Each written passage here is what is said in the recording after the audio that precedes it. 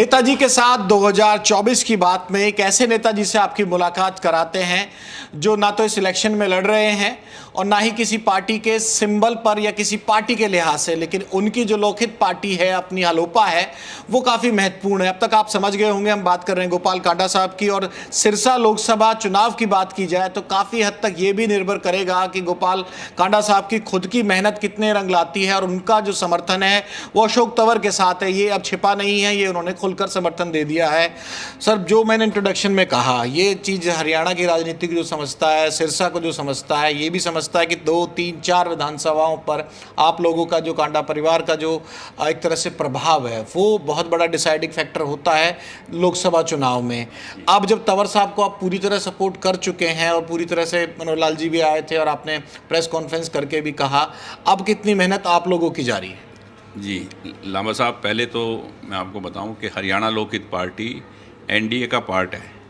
Haryana Lokhit party को NDA में लिया हुआ है, उसी नाते हमारा फ़र्ज़ है सपोर्ट करना। और हम, क्योंकि गोविंद ने, आपको पता है, इलाहाबाद का इलेक्शन लड़ा था, बाई इलेक्शन, तो गोविंद तो बीजेपी में हैं और हरियाणा लोकहित पार्टी एनडीए में है। तो एक हिस्सेदार, एक पार्टनर होने के नाते हमारा फ़र्ज़ है कि हम सिरसा की सीट ज़्यादा से ज़्यादा मतों से भारतीय जनता पार्टी की झोली में डालें। और हलोपा का हर वर्कर तन मन धन से जुड़ा हुआ है। एक सवाल सर, विधानसभा वाइज मैं आपसे आकलन करवाना चाहूँ। सिरसा हो गई, इलाहाबाद हो गई, इसके अलावा रानिया, 3-4 सीटों का नाम तो मुझे पता है जहाँ आप लोगों का प्रभाव है। आप अगर आकलन करना चाहें 9 की 9 विधानसभाओं का, तो किस लिहाज से आप अपना दावा कर सकते हैं, यानी कि भाजपा के पक्ष में दावा कर सकते हैं? देखो, ऐसा है कि पिछली बार जब बीजेपी की जीत हुई यहाँ से, तो करीब 3,10,000 वोटों से जीत हुई थी। उस वक्त बहुत खुल के मैं भी नहीं था। इलाहाबाद से जो अभी जेजेपी से टूट के आए हैं मीनू, वो भी नहीं था। और उधर से भी मतलब 5-6 चेहरे ऐसे हैं, सबके नाम आपको मालूम है, कि जो तंवर साहब के साथ लगे हुए हैं। तो जीत का तो आप ये मान लें कि यहाँ से, ये धर्म नगरी है सिरसा, यहाँ की जीत तो निश्चित है भारतीय जनता पार्टी की झोली में। रही बात रतिया की, तो रतिया में हरियाणा लोकहित पार्टी का अपना कितना प्रभाव है पूरे हरियाणा को मालूम है, क्योंकि उस वक्त हमने समर्थन किया हुआ था, तो जिसके साथ थे, तो हमने सीट वहाँ की भी पलटी थी बाई इलेक्शन में। और इलाहाबाद में गोविंद ने खुद अभी किसान आंदोलन में चुनाव लड़ा, तो करीब 60,000 वोट आए, जो अपने आप में एक बहुत बड़ा वोट था। रानिया में गोविंद ने इलेक्शन लड़ा 2 बार, तो सेकंड नंबर पे एक बार तो सिर्फ 4,000 वोटों से रहा। तो रानिया में भी हमारा प्रभाव है। और हरियाणा लोकहित पार्टी की टिकट हमने 14 में एक कैंडिडेट को दी, जबकि जाने का टाइम था नहीं वहाँ, एक बार भी नहीं गए, तो भी 20,000 वोट हरियाणा लोकहित पार्टी को कालांवाली से मिले। तो ये 9 की 9, 8-9 सीटों पे इलाहाबाद, ये फतेहाबाद है, कालांवाली है, डबावाली है, टोहाना है, तो सब जगह हमारा प्रभाव है इस क्षेत्र के अंदर। किसी तरह से भी हरियाणा लोकहित पार्टी, उनको मालूम है कि धार्मिक और धर्म के साथ काम करने वाले लोग हैं। तो हरियाणा लोकहित पार्टी का एक ही नारा है, जन जन का सम्मान करेंगे, लोक हित में काम करेंगे। तो इस कारण मुझे लग रहा है कि एक बहुत बड़ी जीत होगी। ये तो जीत के दावे हो गए, लेकिन जो विरोध की बात आती है, पंजाब बेल्ट से लगी हुई सीट है, किसान आंदोलन के असर की बात है, कुछ नेगेटिव पॉइंट्स हैं जो तंवर साहब को झेलने पड़ रहे हैं। और विरोध भी 3-4 और सीटों पर भी हुआ, लेकिन सिरसा से तो खबर ही नहीं रुक रही विरोध की। देखो, मैं यही बात आपसे पूछना चाहता हूँ कि क्या हिंदुस्तान में किसान नहीं है? सिरसा में ही किसान है। एक्चुअल में किसान नहीं है, किसान सरकार का विरोधी भी नहीं है। ये कुछ यहाँ पार्टियों के नुमाइंदे हैं, कैंडिडेट, उनके मतलब पार्टियों के मतलब पदाधिकारी हैं। कोई कांग्रेस से है, कोई इनेलो के हैं। वो अब वही लोग हल्ला मचा रहे हैं, वही लोग, मतलब उनको कुछ और तो मिल नहीं रहा, तो वो किसान बन के और ये हरकतें कर रहे हैं। गांव के लोगों को भी मालूम है, गोविंद के इलेक्शन में भी ऐसे ही इन्होंने किया, कि उस टाइम तो पूरे देश में किसान आंदोलन था, तो 60,000 वोट इलाहाबाद से आए थे। तो आप खुद सोच लो कि 10-10, 20-20 लोग गांव के लोग समझते हैं कि ये हमारे गांव के लोग नहीं हैं, बिना मतलब माहौल ख़राब कर रहे हैं। किसी न किसी पार्टी से जुड़े हुए लोग हैं, पार्टी से जुड़े हुए लोग हैं, किसान का नाम बदनाम कर रहे हैं। किसान से उनको मतलब नहीं। इस सरकार में किसान का बहुत बेनिफिट हुआ है, बहुत कुछ मिला है, किसान इस बात को समझता है।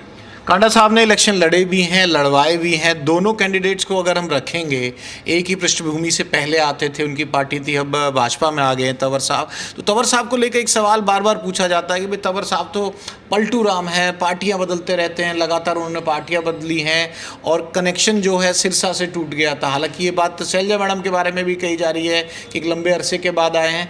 ऐसे में आपको क्यों लगता है कि तंवर को ज़्यादा लोग एक्सेप्ट करेंगे? तंवर को इसलिए करेंगे कि पार्टियां बदली पर उन्होंने अपना क्षेत्र नहीं बदला। बात होती है सीट की। जीत के तो 2 बार शैलजा जी भी गई हुई यहाँ से, बहन जी को लोगों ने 2 बार यहाँ जिताया, उनके फादर भी यहाँ से जीते हुए हैं, चौधरी दलबीर सिंह जी।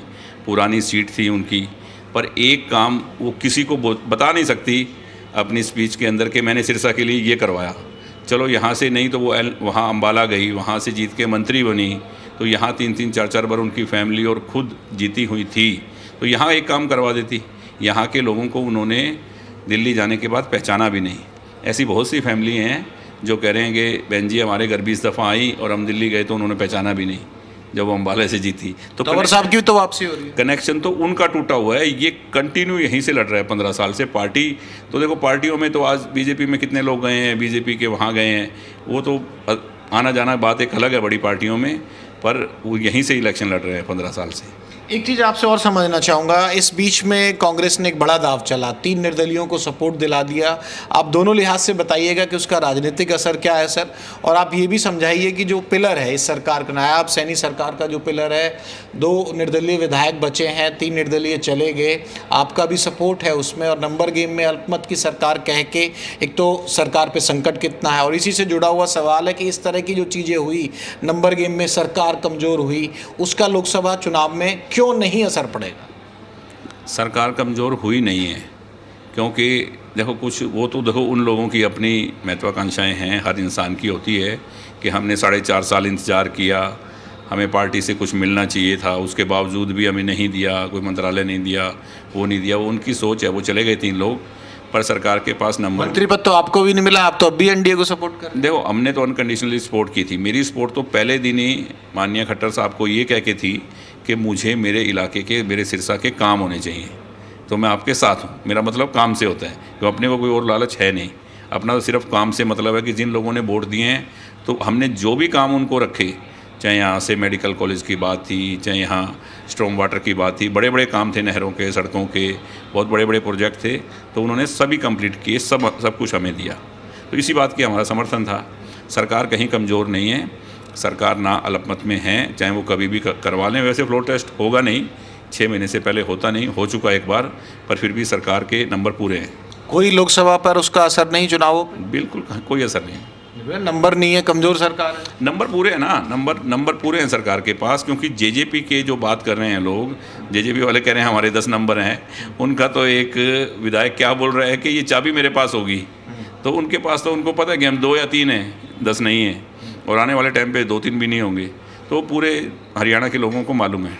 लास्ट के 4-5 दिन का इलेक्शन प्रचार रह रहा है, अब योगी साहब का दौरा भी प्रस्तावित है यहाँ, आप लोगों के जो संयुक्त प्रोग्राम हैं उनके बारे में भी जानकारी आप दीजिए दर्शकों को। देखो अब रोज़ ही प्रोग्राम है, मेरे तो प्रोग्राम गाँव में लगे हुए हैं, खुद के अपने, तंवर साहब के अलग लगे हुए हैं, सभी जो भी विधायक हैं, पार्टी के मेन लोग हैं, वो सब लगे हुए हैं अपने अपने इलाके में, अपने अपने क्षेत्र में। मेरे तो 2-3 जगह हैं, रानिया भी है, एलनाबाद भी है, सिरसा भी है, कालांवाली में जाके आया, और यहाँ भी एक बहुत बड़ी लेडीज़ स्कूटी रैली निकाल रहे हैं 21 को, 20 को।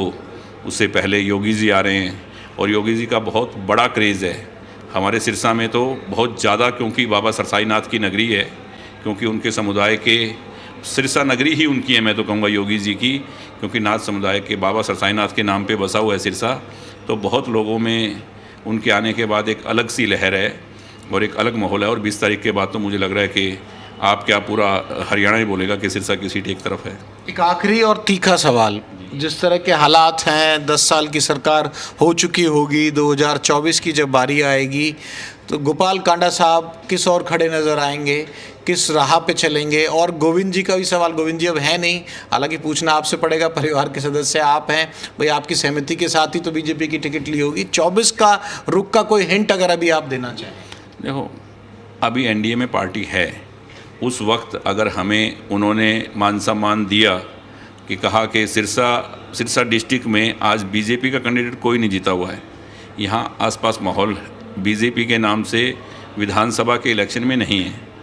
विधानसभा के इलेक्शन की जब बात आएगी और उस वक्त बैठ के चर्चा होगी, अगर उन्होंने हमारी जिम्मेवारी लगाई एनडीए के नाते हमें कुछ सीटें दी तो एक तरफा होगा जो कभी नहीं हुआ और हैट्रिक लगेगी 100%।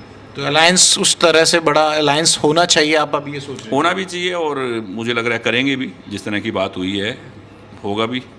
शुक्रिया सर हमसे बातचीत करने के लिए। तो गोपाल कांडा साहब ने तमाम मुद्दों पर बातचीत की है, दोनों कैंडिडेट को तोलने की भी बात की है और हरियाणा लोकहित पार्टी का जो अपना रुख है उस पर भी काफ़ी महत्वपूर्ण बयान के साथ 2024 की जो रूपरेखा खिंच सकती है सिरसा जिले में और सिरसा की तमाम सीटों पर, उसका भी एक छोटा सा हिंट जरूर इस पूरी बातचीत में दिया है। कैमरामैन राहुल मिरवान के साथ विनोद लांबा, जी मीडिया, सिरसा।